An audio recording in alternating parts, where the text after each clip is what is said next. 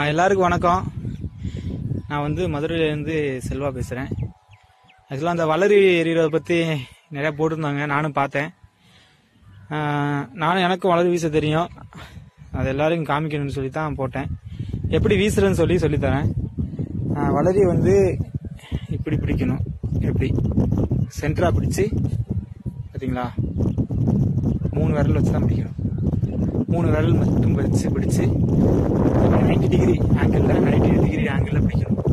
பிடிச்சி இப்படியே எறியணும், வளைச்சுலாம் எறியணும்னா இப்படியே எரிஞ்சாலே எவ்வளோ ஃபோர்ஸ் விடுறோமோ அதுக்கு ஏற்றப்ப போயிட்டு ரிட்டர்ன் வரும்.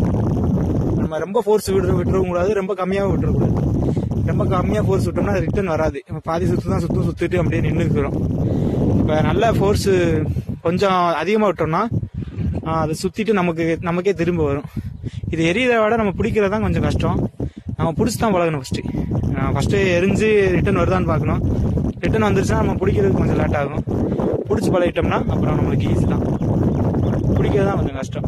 நான் இப்போ எரிஞ்சு காமிக்கிறேன், எரிஞ்சிட்டு போயிட்டு ரிட்டர்ன் வரும் பாருங்க.